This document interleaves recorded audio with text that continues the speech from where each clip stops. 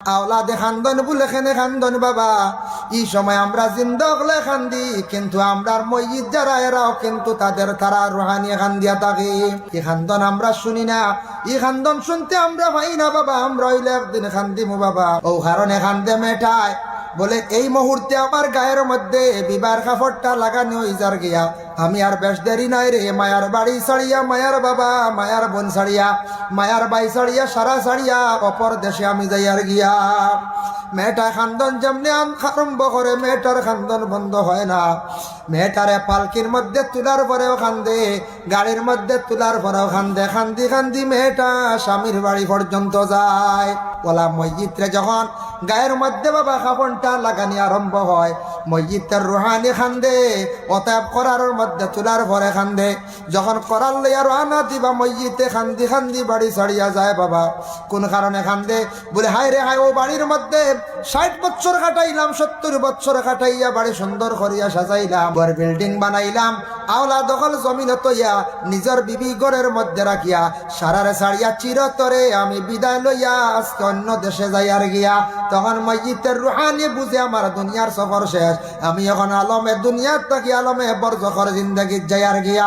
এর কারণে রুহানি খান্দি খান্দি বাড়ির থাকি বিদায় হইয়া যায়। যার কারণে জেলা মেয়েটা বাবার বাড়ি ছাড়িয়া খান্দিয়া যায়, ঠিক তেমনি ভাবে মসজিদের রুহানি ওলা খান্দি খান্দি বিদায় হইয়া যায়। দিন তাকিতে বাবরে মন পরকালের ভাবনা, আইসো একা যাইবা একা, সঙ্গে তো কেউ যাইবে না। আল্লাহুম্মা সাল্লি আলা সাইয়্যিদিনা ওয়া আলা আলি সাইয়্যিদিনা মাওলানা। এর জন্য মসজিদ বাড়ির মহল্লার উপরে দায়িত্ব আছে। কোনো মানুষ মারা গেলে দেখাত যাইতা, খবর পৌঁছাইতা, দমন করা পর্যন্ত থাকতা। এই মসজিদ বাড়ির খবর না থাকলে মহল্লার মানুষে আদায় করতাম, মহল্লার উপরে হক। যেহেতু এই বন্দা কতদিন মহল্লাদারি করছে, মহল্লার শরিক আসলো, অসহায় ব্যক্তি মারা গেছে, সেই মহিলা হোক পুরুষরে হোক সারা মিলিয়া কি করতা, দমন করতা। ইটা খার উপরে জিম্মা বলে দায়িত্ব হইল কি জিন্দার উপরে। এখন স্বামী মারা গেছেন, মারা যাওয়ার সঙ্গে সঙ্গে মহিলারে কি হইতো? রাড়ি করানি হইতো, মহিলারে গোসল করাইয়া। কিন্তু এই সময় মহিলার শরীর তাকিয়া খাড়ু গুলা কোন জিনত মহিলার শরীরের মধ্যে বিলকুল থাকতো না। এর লাগে নাকের ফুল, খানের দুলা, হাতের খাড়ো, গলার মধ্যে যে চেন যেটা আছে সবকিছু কুলিয়া এক জায়গার মধ্যে রাখতা। এগুলা গড়ের মধ্যে রাখি দেন। আমি শুনছি এক জায়গাত কইসন ইতা বুঝিন কুলিয়া বুঝিন ফান্দানো লইয়া মাথাত করি লইয়া যায়। নাউজুবিল্লাহ। ইতা মাঝে মাঝে দেখছেন নানি আমরা সনাতন ধর্মের মানছে ওলা ফান্দান লইয়া আঠুন দেন। আমরা কইন বুঝিন মহিলার খাড়ু খাস ওটা কুলিয়া, ইতা বুঝিন ফান্দানো লইয়া বুঝিন আটি আটি যাওয়া লাগে। ওখান থেকে বার করছে এর লাগে ও যে তা ইটা অন্য শাস্ত্রের অন্য ধর্মের ফান্দানো লইয়া যাওয়া, ইটা বিলকুল আমরা ইসলাম নাই, বিলকুল নাই জানা মতো। ইটা আনিয়ে আমরা ফুরাইতাম না, ইটা ফান্দানো লোয়া লাগে না, ইটা বেহুদা। এটা অন্য ধর্মের মানছে যেটা পালন করেন, দেখতে শিখিলেন কেউ মানছে, ইটা নাই। এগুলা কুলিয়া মহিলারে গোসল করাইয়া গায়ের মধ্যে সাদা কাপড় লাগাইতা। আজকের তাকি মহিলার গায়ে কেন সাদা কাপড়?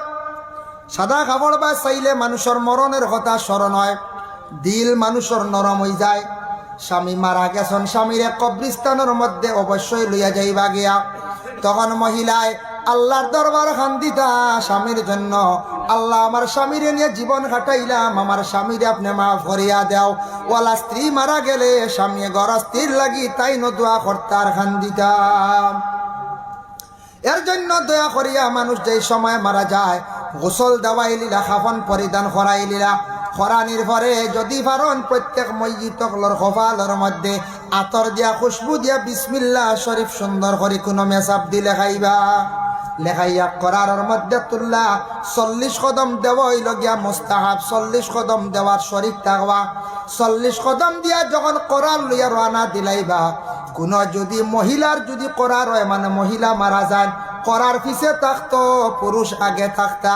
আর যদি কোনো পুরুষ লইয়া যদি করার করিয়া যায় তাহলে পুরুষের করার আগে থাকতো, আর আমরা সারা জানাজার নামাজ পড়নেওয়ালা পিছনে থাকতাম।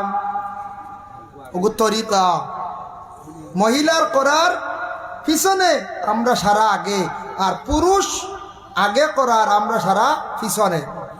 এইভাবে 40 কদম দিয়া কবরস্থানের দিকে যখন রওনা দিলাইলা, দিতে সময় আমরা বাড়ির মধ্যে মা বোন হলে অত কান্দাকাটি করিয়া তখন আওলাদে খান্দন বলে খেনে খান্দন বাবা। এই সময় আমরা জিন্দগলে খান্দি, কিন্তু আমরার মইয়িত যারা এরাও কিন্তু তারা রুহানি খান্দিয়া থাকে। এই খান্দন আমরা শুনি না, এই খান্দন শুনতে আমরা পাই না বাবা। আমরা হইলে একদিন খান্দিমু বাবা। দেখুন জানি প্রত্যেক ফ্যামিলিত, প্রত্যেক বাড়িত আমার বিশেষ করিয়া অনেক বাইনতে বনিন বিবাহ দিবা বা খেও মেয়ে বিবাহ দিবা। বাবা 18 বছর বনে ফালিয়া মেয়েটারে বড় করলা, বড় করিয়া একটা জায়গা চাইয়া ছেলে পছন্দ করিয়া মেয়েটারে যখন বিবাহ দিতা দিন ধার্য করি লাইলাম। ঠিক বিবাহের দিন সেই মেয়েটার যেই সময় ইজাব কবুলের সময় বা তারপর তাকে মেয়েটার গায়ের মধ্যে বিবাহের কাপড় লাগানি আরম্ভ হয়ে যায়, সাজ সরঞ্জাম লাগানি আরম্ভ হয়ে যায়, তখন তাকি মেয়েটা খান্দন আরম্ভ করে। খান্দিন না খান্দে, খেনে কান্দি ও কারণে খান্দে মেয়েটায় বলে এই মুহূর্তে আমার গায়ের মধ্যে বিবাহের কাপড়টা লাগানো হয়ে যার গিয়া, আমি আর বেশ দেরি নাই রে মায়ার বাড়ি ছাড়িয়া, মায়ার বাবা মায়ার বোন ছাড়িয়া, মায়ার বাই ছাড়িয়া, সারা ছাড়িয়া অপর দেশে আমি যাইয়ার গিয়া। মেয়েটা খান্দন যেমনি আরম্ভ করে, মেয়েটার খান্দন বন্ধ হয় না। মেয়েটারে পালকির মধ্যে তুলার পরেও খান্দে, গাড়ির মধ্যে তুলার পরেও খান্দে। খান্দি খান্দি মেয়েটা স্বামীর বাড়ি পর্যন্ত যায়। ওলা মসজিদে যখন গায়ের মধ্যে বাবা কাপড়টা লাগানি আরম্ভ হয়, মসজিদের রুহানি খান্দে, অতএব করার মধ্যে তুলার পরে খান্দে। যখন করার লইয়া রওনা দিবা মসজিদে খান্দি খান্দি বাড়ি ছাড়িয়া যায় বাবা। কোন কারণে খান্দে? বলে হায় রে হায়, ও বাড়ির মধ্যে 60 বছর কাটাইলাম, 70 বছর কাটাইয়া বাড়ি সুন্দর করিয়া সাজাইলাম, ঘর বিল্ডিং বানাইলাম, আওলা দখল জমিন তৈয়া নিজের বিবি ঘরের মধ্যে রাখিয়া সারারে ছাড়িয়া চিরতরে আমি বিদায় লইয়া আজকে অন্য দেশে যাইয়ার গিয়া। তখন মসজিদের রুহানি বুঝে আমার দুনিয়ার সফর শেষ, আমি এখন আলমে দুনিয়ার থাকি আলমে বরজখর জিন্দগিত যাইয়ার গিয়া। এর কারণে রুহানি খান্দি খান্দি বাড়ির থাকি বিদায় হইয়া যায়, যার কারণে জেলা মেয়েটা বাবার বাড়ি ছাড়িয়া খান্দিয়া যায়, ঠিক তেমনি ভাবে মসজিদের রুহানি ওলা খান্দি খান্দি বিদায় হইয়া যায়। জানাজার নামাজ পড়া হইল গে ফরজে কিফায়া। আল্লাহ রাসূল সাল্লাল্লাহু আলাইহি ওয়াসাল্লামে ফরমান, বুখারী শরীফের হাদিস, قال من اتبع جنازة إيمانا واحتسابا حتى يصلي عليها ويفرغ من دفنها فإنه يرجع من الأجر بقراءتين।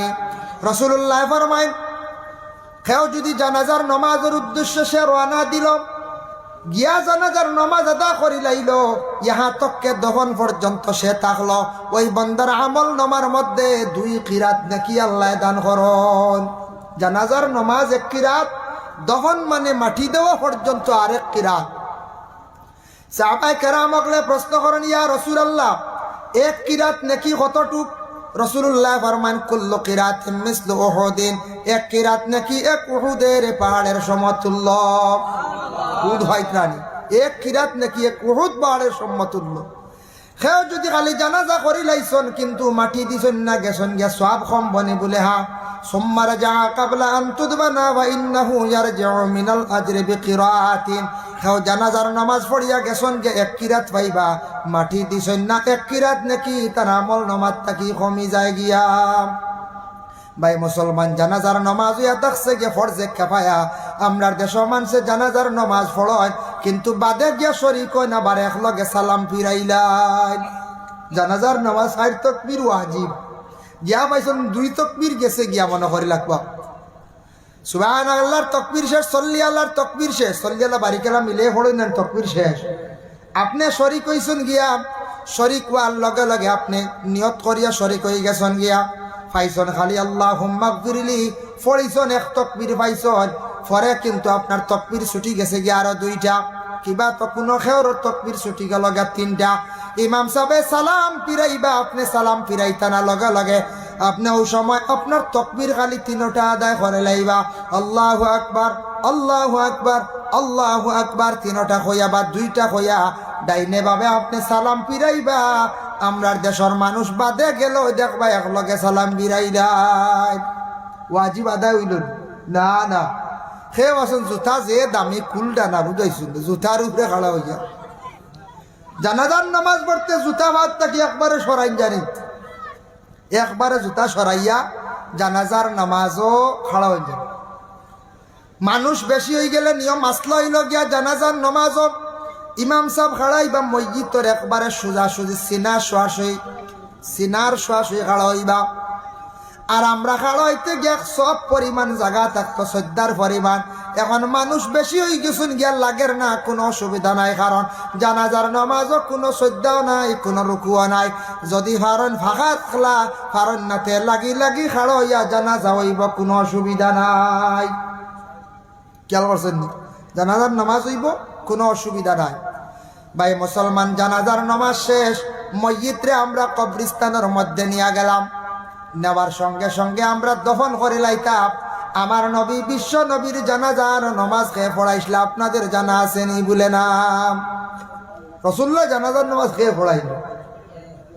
রাসূলুল্লাহর ওফাতের আগে সাহাবায়ে কেরাম ওগুলো জানতে চাইলে, ইয়া রাসূলুল্লাহ, ইয়া হাবিবাল্লাহ, আপনি মারা যাওয়ার পরে গোসল খেয়ে দেওয়াইতো, আপনি মারা যাওয়ার পরে বিদায় হওয়ার পরে আপনার খবর খেয়ে কুদিত, আপনার জানাজা খেয়ে পড়াইতো। এটা একটা প্রশ্ন আসে না? কোন যায় প্রশ্ন করল।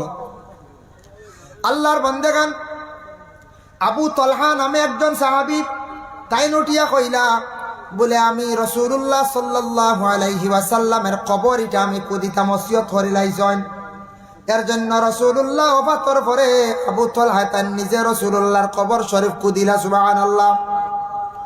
আর আল্লাহ রাসূল কইলা, আমার ওফাতর পরে রে সাহাবায়ে কেরাম হল আমার আহলে বয়ত যারা এরা গোসল দেওয়াইবা, তবে গোসল দেওয়ানির পরে আমারে কাফন পরিধান করাইয়া সুন্দর করিয়া যে জায়গার মধ্যে কবর দেওয়া হইতো পাশে তুমি তার নিয়া রাখি দিও।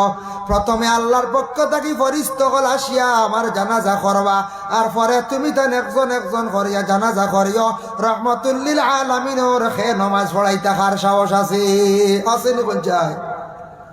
যার কারণে নবীজির জানাজার নামাজ জমাতে হইছে না, একজন একজন করে গিয়া জানাজার নামাজ পড়িছেন। বাবা, প্রথমে আল্লাহর ফরিস্তা হলে জানাজার নামাজ পড়িলা, তারপরে জানাজার শেষে রাসূলুল্লাহ রে দফন করতে সময় আমরা কবর রাখি তিনজন নামন, আমার নবীরে কবর শরীফর রাখতে সময় 4 জন আসলাম।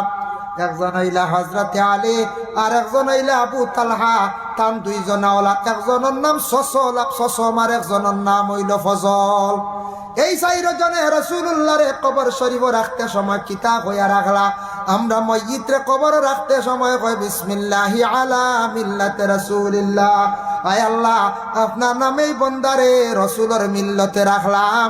আল্লাহর রসুল রেখার মিল্লত রাখা হইতো, রসুল্লাহ রসুলের মিল্লত রাখা হয়েছে। এর জন্য বিসমিল্লাহি আলা মিল্লাতিহি, রসুল রে রসুলের মিল্লত রাখা হয়েছে। সুবহানাল্লাহ। ভাই মুসলমান, আল্লাহর রাসূল নে কবর শরীফ রাখতে গিয়ে তান কবরের নিচে একটা চাদর বিছাইয়া দেওয়া হয়েছে। জানা আছে নি আপনাদের? বলে না, হয়তো জানা থাকতো। আমার রাসূলুল্লাহর একজন সাহাবী ছিল, যার নাম হলো হযরতে সাকরান রাদিয়াল্লাহু তাআলা আনহু। এই কইলা, আমার এখন চাদর আছে নাজরানি, সেই চাদরটা আল্লাহর রাসূলের কবর শরীফের নিচে বিছাইয়া দিলাই। সবার সম্মতিক্রমে রাসূলুল্লাহর কবর শরীফের নিচে একটা নাজরানি চাদর বিছাইয়া দেওয়া হইল।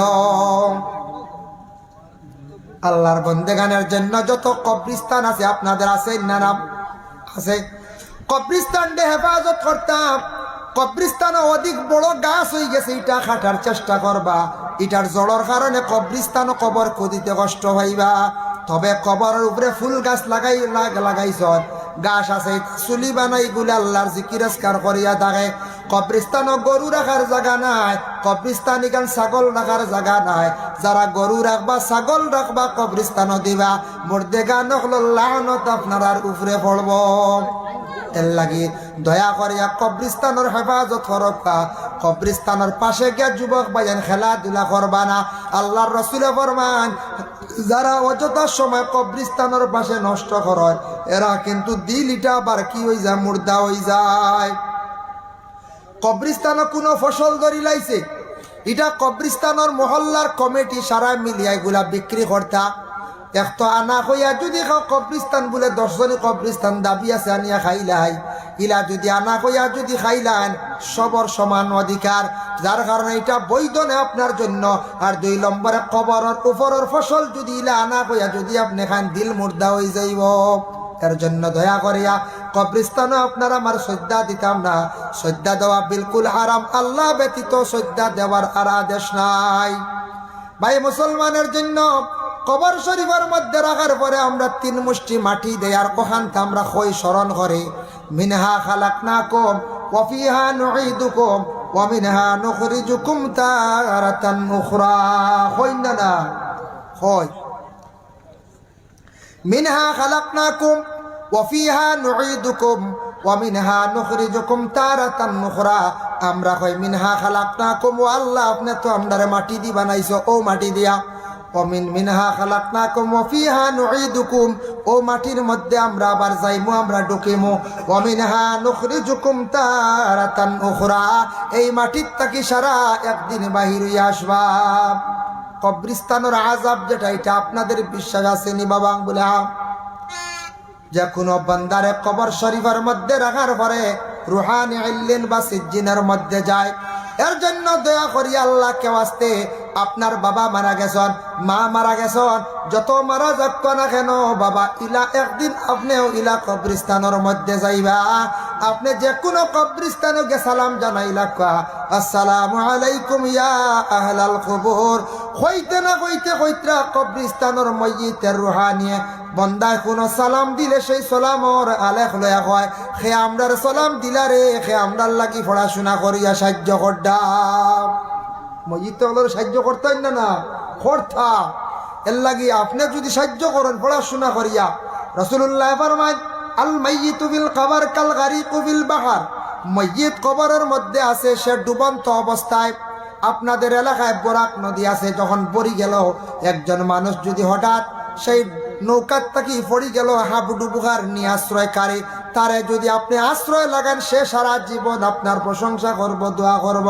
ওয়ালা মসজিদ কবরের মধ্যে বাবা ডুবন্ত অবস্থায় কবরবাসী মসজিদরে পড়াশোনা করিয়া দোয়া করকা, মসজিদের জন্য আপনি মাগফিরতর লাগি দোয়া করান। তবে একটা আমল আপনাদের সম্মুখে আমি কইয়ার, যাদের মা মারা গেছেন কিংবা বাবা মারা গেছেন, ওয়াজিফার মধ্যে আপনি ভাইবা লেখা আছে দুরুদে হাজারি, ওটা যদি কোনো আওলাদ হলে 21 মর্তবা ফড়িয়া যদি তান বাবার হক মার হক যদি দোয়া চাই, হয়তো 21 মর্তবা ফড়িলে আওলাদে মা বাবার কবর আযাব আল্লাহ রাখে না, আযাব রে আল্লাহর যাতে উঠাইলাই।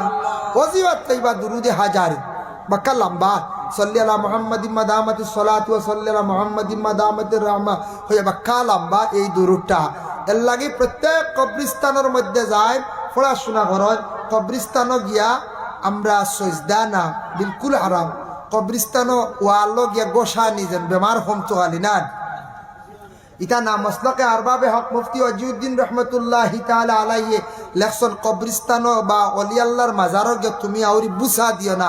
বুসা মানে চুমা দিতে দিতে বাদে এহতেরাম হইব, মাথা লাগাইবাই হইবা বাক্কা আরাম পয়াতে সদ্যা গুদিলে যাইবা গিয়ে বাদে হ আল্লাহ তো।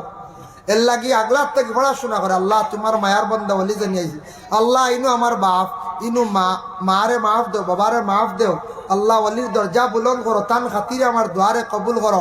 এর জন্য বিশেষ করে আপনার মা বোন হল যারা আসন এর লাগি বেহতর গরব বসিয়া কোরআন শরীফ তিলাবত করক্কা, নমাজ পড়ক্কা, দোয়া করক্কা। এরা সওয়াবর হাদিয়া নবীজির খেদমত পৌঁছাক্কা সব থাকি বেহতর। মা বোন হল যে আমি স্বামী তৈয়া সারা তৈয়া গেল যাইতাম গিয়া খালি অমুক অলির রোজা থমুক অলির রোজা, ইকান থাকি উত্তম মা বোনগুলোর বেশি বালা যাইতে পারবা, তবে উত্তম বেশি বালা পর্দার হালতে থাকিয়া পড়াশোনাটা বেশি করা বালা। এর জন্য বিশেষ করিয়া দয়া করিয়া মা বোনগল আল্লাহকে ওয়াস্তে আপনারা নিজ ঘরের মধ্যে থাকার চেষ্টা করেন। পর্দার হুকুম যেহেতু বেশি আইছে মহিলাদের জন্য, আপনার মা বোনগলে পর্দা বেশি বেশি করিয়ার চেষ্টা করক। যার জন্য বিশেষ করিয়া অতিথি সবাই আইজিত না আমার সময় শেষ হয়ে গেছে গিয়া। আল্লাহ পাক রব্বুল আলামিন আমদারে বেশি বেশি করিয়া জিয়ারত করার তৌফিক দেখা, আমরা বেশি বেশি করিয়া মুর্দেগা নকলের ইয়াদ করতাম। আল্লাহ তৌফিক দেখা সবে হক আল্লাহুম্মা আমিন। মুহতারাম হাজিরিনে কেরাম, আমরা যে নবীজি মদিনার জমিনে শুয়ে আছেন, আমরা নবীজির জিয়ারত করতাম, আমরার নসিব আসেনি হক কাজায় থাকতো পারে না, নসিব আল্লাহ মারবো না পঞ্চায়েত, তবে আশা আছে নি সারা রাখ নাই তো আশা আছে। নবীজির যেন রোজা মোবারক বাবা দেখলে মনে একটা শান্তি আসে বাবা, গম্বুজে খাজরাটা দেখলে শান্তি আসে। তবে একটা আমল আমি কইয়া দিয়ার, আমরা নবীজিরে খাবে দেখতে পাইবা, বেশি করিয়া দুরূদ শরীফ খাবে মানে পড়ার চেষ্টা করবা, আর ফাললে প্রতিদিন রাত সূরা মুজাম্মিল পড়িয়া আপনি ঘুমাইবা। যদি পড়িয়া ঘুমায় আখতা কোন দিন নবীজিরে খাবে দেখিলি, আর যে নবীজিরে খাবে দেখিলিবা তার লাগে জাহান্নামের আগুন আল্লাহ হারাম করে দিবা হক সুবহানাল্লাহ। এর লাগি নবীজিরে খাবে আমরা দেখতাম, আশা রাখিয়া দুরূদ শরীফ বেশি বেশি করিয়া পড়েন জানি, বেশি বেশি করিয়া নবীর উপরে দুরূদ পড়েন জানি, আর সূরা মুজাম্মিলও পড়েন জানি। নবী গো একেবারে দেখা দিলেন, নবী গো স্বপনে দেখা দিলেন, মা আমিনার কুলে আপনার ভূমিষ্ঠতা হইল, মা আমিনার কুলে আপনার ভূমিষ্ঠতা হইল, মা হালিমার কোলে আপনার লালন পালন হইল, নবী গো একেবারে দেখা দিলেন, নবী গো স্বপনে দেখা দিলেন। দুশ্মনের যন্ত্রণায় নবী মক্কা হিজরত করিলেন,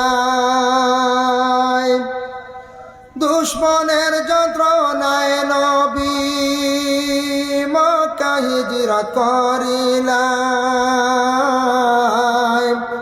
মদিনাতে গিয়ে নবী সোনার মাটি বানাইলায়, নবী গো